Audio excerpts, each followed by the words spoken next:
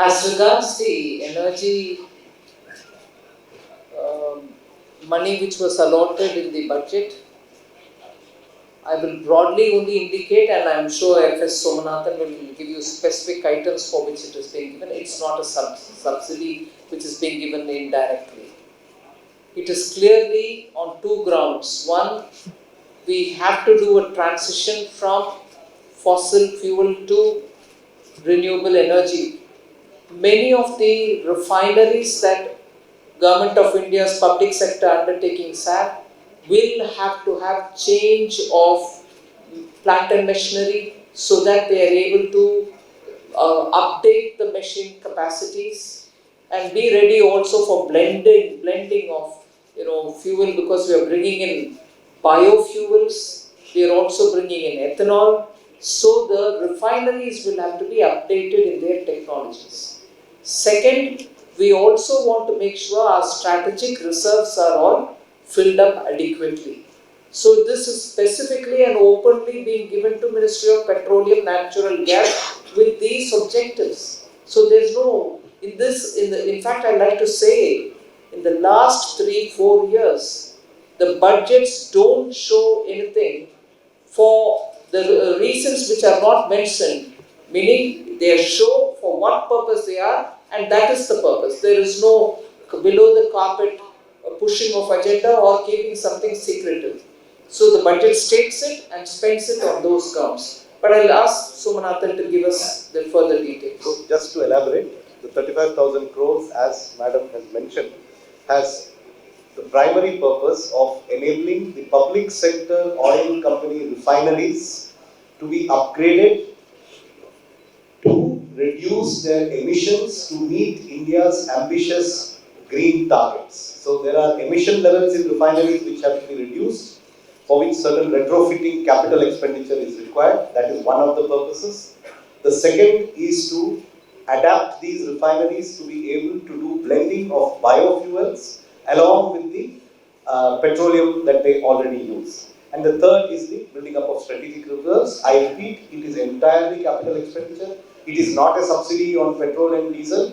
Petrol and diesel subsidy, when it is given, is shown under the appropriate head. For example, in this year's revised estimates, there is a much enhanced provision for petroleum and diesel subsidy which has been given to the oil companies. No, I'm thankful that the budget has been gone through in such detail. But the fund allocation for Manrega, I've said this in the Parliament as well, has not gone down. Budget time allocation is one thing. And because the scheme itself is a demand-driven scheme, as and when the demand increases on them, we keep making the provision. And this is proven. You can check the budget of Prime Minister Modi since 2014, 14, 15, 16 till today.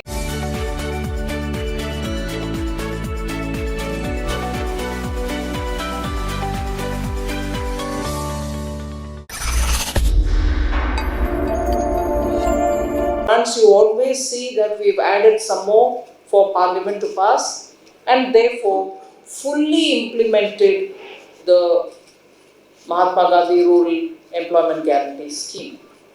And this is in contrast with what happened between 2004 to 2014.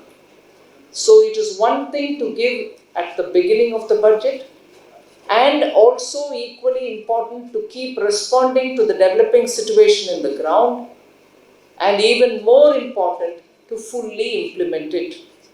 I showed the contrast between the 10 years of UPA and the 8-9 years of Prime Minister Modi's government, NDA, where Manrega has been fully utilized by the end of the year. And during the COVID pandemic, you saw it even crossed 1,10,000 crores. So, to look at the budget time figure and say, oh, you brought it down, is not right. It develops as the demand develops, and we keep giving it as the demand develops, and we, end of the year, also ensure that it gets spent. So, these are very clear strategies through which we go. I'm sure there are instances from states where sometimes the amount given at the beginning is already seen through, and then there are pending bills coming from them, it doesn't work out clearly. So as and when the demand comes, we sort of give. And as regards rice procurement, I think there is, as regards procurement per se, wheat or rice, we have not at all brought down the procurement.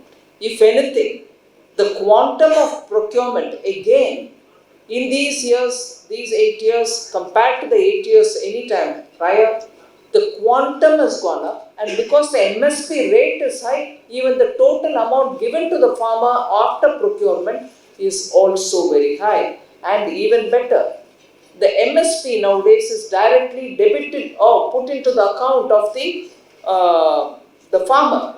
So no middleman can take away any money which is being given to the farmer. So actual amount procured, the price at which it is procured, without pilferage, the price reaching the farmer, total amount spent on procurement are all high now.